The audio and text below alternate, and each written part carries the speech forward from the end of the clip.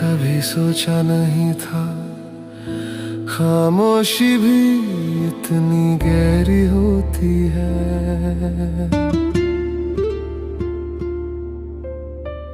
चांद आज फिर तन्हा सा लगता है,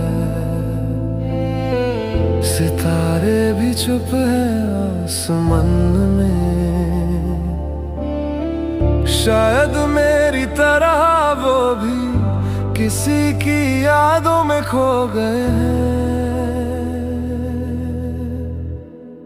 ये तन्हाई दिल से चिपक सी गई है, जैसे मेरी सांसों का हिस्सा बन गई है।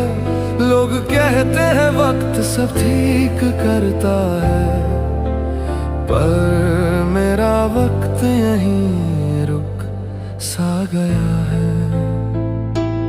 और मैं बस